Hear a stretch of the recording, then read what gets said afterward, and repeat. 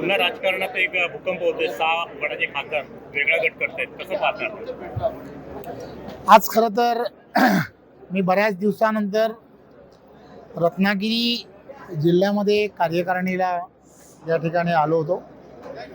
कार्यकारिणीला येण्याचं कारणच एकमेव होतं की आमचं पक्षाचं कार्यालय जे आहे त्या कार्यालयाच्या अंतिम टप्प्यामध्ये पूर्ण काम वगैरे आलेलं आहे. लवकरच त्याचं उद्घाटनाला देवेंद्रजी यांना बोलवायचं आहे. त्यामुळे ती पूर्व पाहणी त्यामध्ये करावी या दृष्टिकोनातून एक कार्यकारिणीलाही संबोधित करावं आणि रत्नागिरीसाठी एक वेगळा असा आनंदी असा दिवस आहे.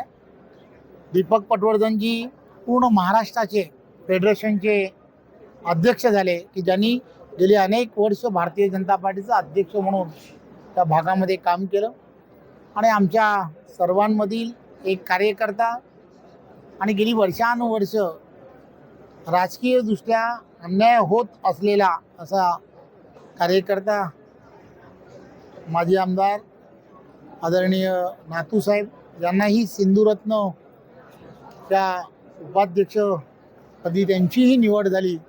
त्यामुळे हे दोघं जण आणि त्यामध्ये आपल्याला सर्वांचे आवडते आदरणीय प्रमोद जठारजी यांची सुद्धा या संपूर्ण भागामध्ये भारतीय जनता पार्टीच्या कार्यकर्त्यांचे असणाऱ्या आणि या भागातील असणाऱ्या मतदारांच्या नागरिकांच्या असणाऱ्या अनंत ज्या अडचणी ज्या आहेत त्यांना विधानसभेपर्यंत आणि सरकारपर्यंत पोचवण्यासाठी कोणाचं तरी एकाचं प्रतिनिधित्व त्या भागामध्ये हवं होतं.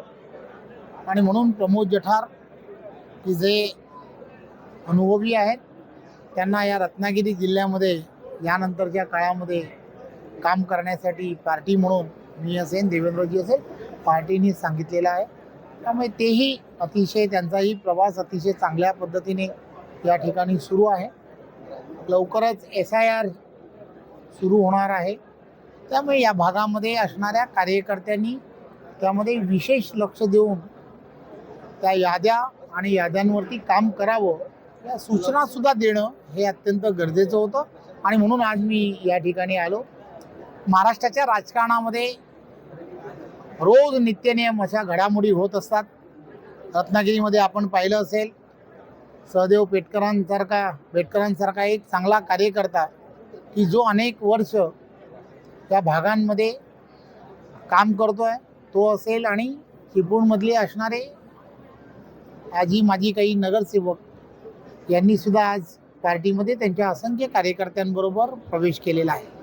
त्यामुळे देशाचे पंतप्रधान नरेंद्र मोदीजींचा प्रभाव जो आहे हा प्रभाव एवढा मोठ्या प्रमाणामध्ये आहे की आपण पाहिलं असेल की प्रत्येक NDAचा असणाऱ्या प्रत्येक घटकाबरोबर असंख्य कार्यकर्ते तर जोडले जातातच आहेत, परंतु अनेक पक्षातील असणारे लोकप्रतिनिधी सुद्धा जोडले जात आहेत. आणि त्याचा तुम्ही वारंवार या सगळ्या गोष्टी पाहताय. असाच शिवसेनेमधले असणारे काही खासदार हे सुद्धा मला सुद्धा मिळालेली आपल्यासारखीच माहिती आहे. त्यामुळे ते सुद्धा आदरणीय एकनाथराव शिंदेजी यांच्या नेतृत्वामध्ये त्यांच्याबरोबर जोडले जाणार आहेत अशी काल रात्रीपासून चर्चा सुरू आहे. तुम्हाला जशी चर्चा कळली आहे तशी मला सुद्धा कळली आहे. आणि त्यामुळे सर्व NDAमध्ये सामील होणारे जे नेते आहेत त्या सर्व नेत्यांचं आम्ही भारतीय जनता पार्टी म्हणून त्यांचं नक्कीच स्वागत करतो.